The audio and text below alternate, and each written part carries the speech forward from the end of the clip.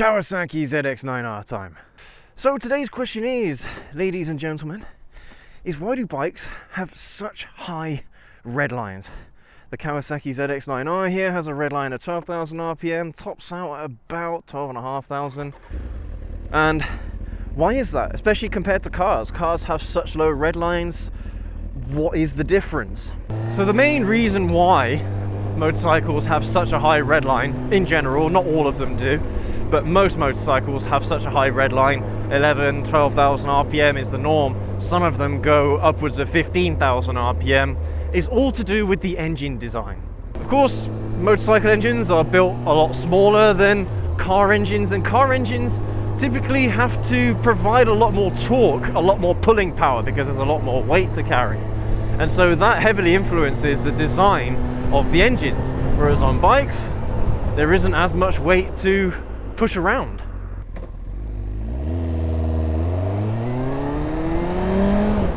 Oh, it's me. I'm not really trying, to be honest. I'm not trying. But how is it that engines produce torque? Torque is simply just a rotational force. I mean, when you think about it, torque is simply applied to the crankshaft from the pistons. So as a piston goes up to compress an air and fuel mixture, then it burns to push the piston back down. The connecting rod that connects the piston to the crankshaft then rotates the crankshaft. And that is effectively torque.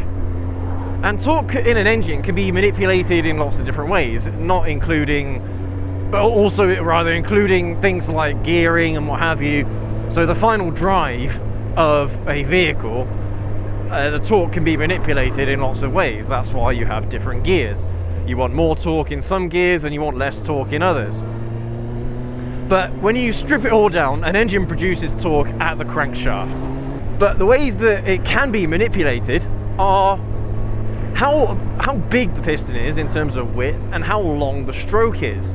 So in layman's terms, if we take a motorcycle, for example, and we want to apply some torque to it, but we don't need a lot of torque and we are mainly focused on producing horsepower, then we don't need a long stroke. A stroke is the distance that a piston travels. We don't need a long stroke, and the longer the stroke, the more torque you produce, because it acts as like a lever. You get a bigger lever, you get more leverage on the crankshaft.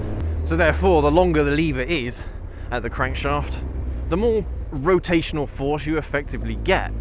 And so a lot of motorcycle designs are known as oversquare engine designs, which means that the piston width is larger than the stroke. And the less stroke you have, the less distance the piston has to travel, the more force you can actually apply. So because motorcycles have oversquare engines and the strokes are shorter, it means that they can move a lot quicker. Think about it, the more mass an object has, the more effort it takes to move, therefore the more torque it has, but then you've got a lot more effective weight moving around inside the engine.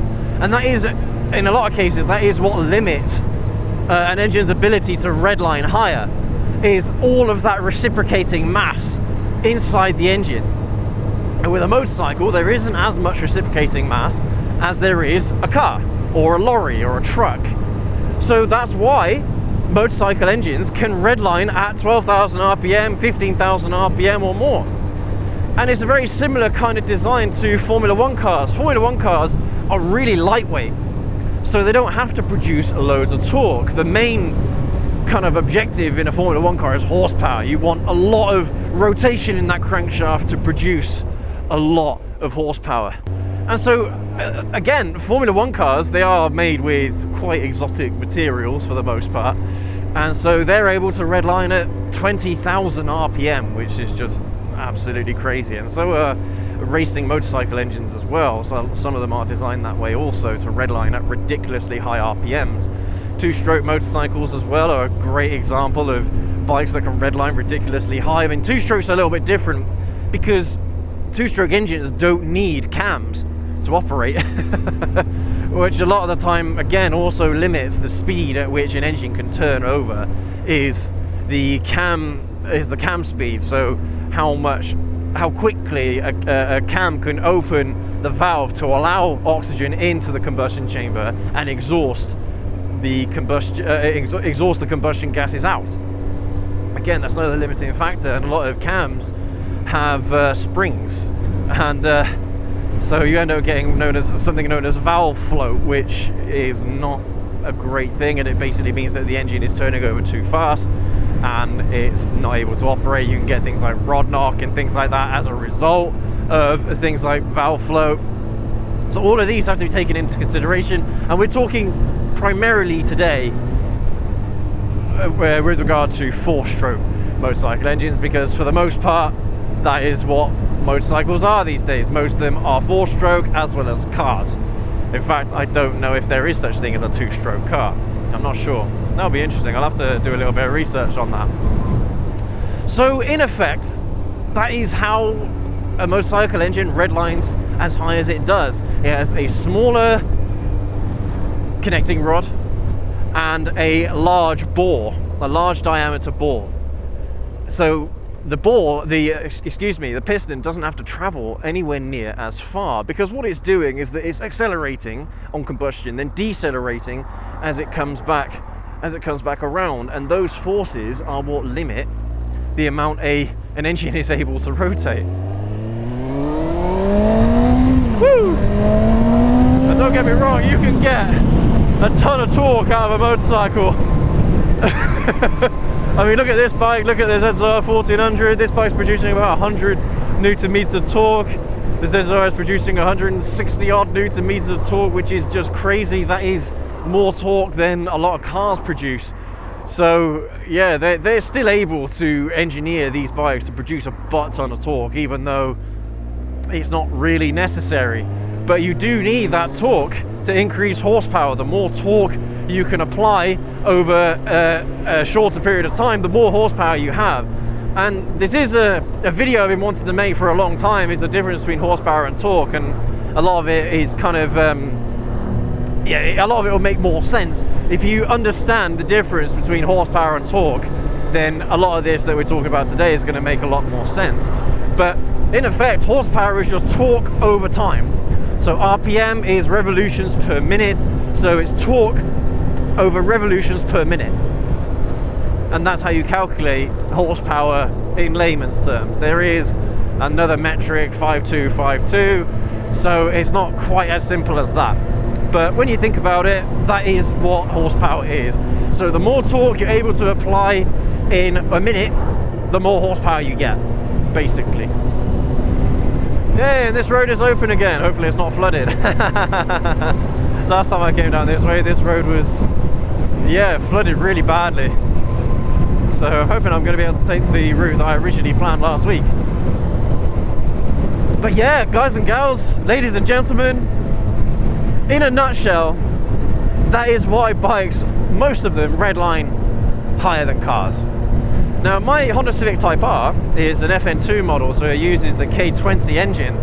That has pretty high redline in its own right. It has a 9,000 RPM redline, and it probably tops out about 9,500 RPM, which is quite uncommon in a car.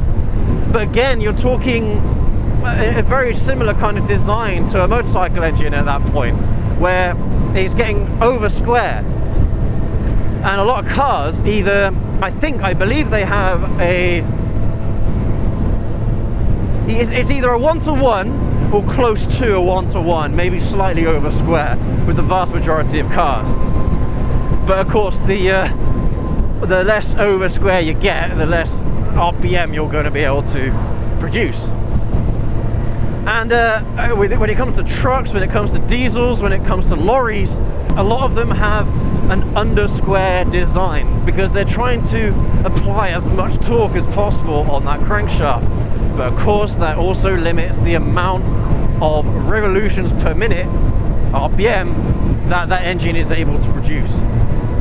It's difficult to understand. I'm trying to make this video as simplistic as possible, and maybe we should have released one about the difference between horsepower and torque to begin with, to help you understand what I'm talking about here. But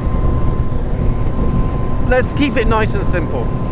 Motorcycle engines are smaller, the distance that the piston has to travel is shorter compared to a car, compared to a lorry, compared to a truck.